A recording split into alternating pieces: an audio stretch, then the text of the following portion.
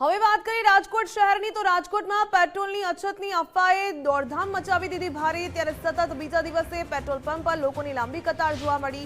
સરકારી વાહનો પણ ઈંધણ માટે લાઇનમાં ઊભા જોવા મળ્યા। જી હા, વાહન ચાલકો વચ્ચે પંપ પર ઉગ્ર બોલાચાલીના દ્રશ્યો પણ સર્જાયા। સરકારની અપીલ છતાં પણ લોકોમાં ભારે ગભરાટ ફેલાઈ ગયો હતો। ગુજરાત ફર્સ્ટની લોકોને અફવાઓથી દૂર રહેવા માટે અપીલ કે ગભરાવાની બિલકુલ જરૂર નથી।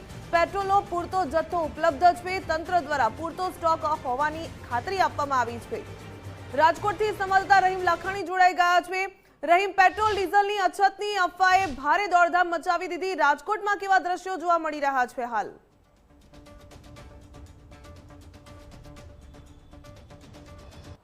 ભાવિકા, ચોક્કસપણે જે રીતના અફવાએ જે ઉડી હતી તેની પાછળનું કારણ જો હું બતાવવાના પ્રયાસ કરું તો જે રીતના તહેવારો હતા, 2-3 દિવસ જે બેંકો બંધ રહી અને બેંકોના કારણે જે પેટ્રોલ પંપના જે ચેક ક્લિયરન્સ નહોતા થયા તેના કારણે ક્યાંક પેટ્રોલનો ટાંકા છે તે ત્યાંથી થોડા લેટ નીકળ્યા હતા અને તેના કારણે અફવાઓ ફેલાવા માંડી હતી કે પેટ્રોલ પંપની અંદર પેટ્રોલની અછત થઈ રહી છે અને તેના જ કારણે આ લાઈનો છે તે જોવા મળી ને લોકોને પણ કહેવામાં આવ્યું, સરકારે પણ કહી રહી છે કે અફવાઓમાં આવવું નહીં, કારણ કે જોઈ તેટલું પેટ્રોલ છે। પેટ્રોલ પંપ સંચાલકો પણ કહી રહ્યા છે કે પેટ્રોલ છે તે પૂરતા પ્રમાણમાં છે, છતાં પણ લોકોની કતારો છે તે અત્યારે જોવા મળી રહી છે।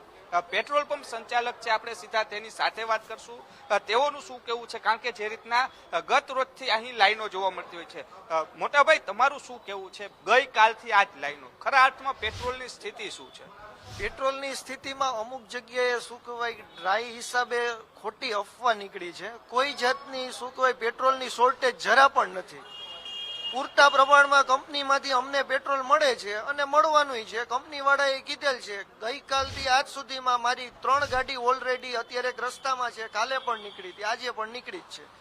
પૂરતા પ્રમાણમાં પેટ્રોલ આવે છે, લોકો ગેરમાર્ગે ન દોરાય, આ એક ખોટી અફવા છે। બધું પેટ્રોલ મળવાનું જ છે તમને। જોઈએ અફવા એટલી હદે ગઈ કે હવે લોકો છે કેરબા લઈને આવે। મેં પણ જોયું કે તમારે દાદાને સમજાવવા પડ્યા કે લાઈનમાં ઉભા રહ્યા અને કેરબો ભરવા માટે। પણ એક શું કહેવાય, લોકોને એમ છે કે પેટ્રોલ મળવાનું બંધ થઈ ગયું છે, ગમે એ અફવા ગેરમાર્ગે લોકોને દોરે છે, એટલે એને એમ કે પેટ્રોલ બંધ થઈ જશે એટલે લોકો કેરબા શીશા લઈને આવે છે। પણ કોઈ જાતનું આપણે ગાડીમાં તમે ગમે એટલું ભરવાની છૂટ છે ને આપણે ભરીએ પણ છીએ।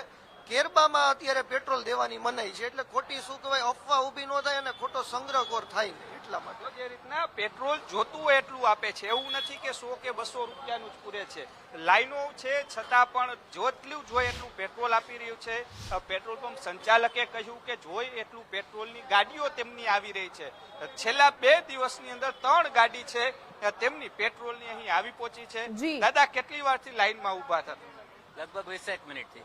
તમારે ખરા અર્થમાં પેટ્રોલની જરૂર છે? રિઝર્વની નીચે ચાલે છે એટલે હું આવ્યો છું। મારે કોઈ બીજી બીક નથી।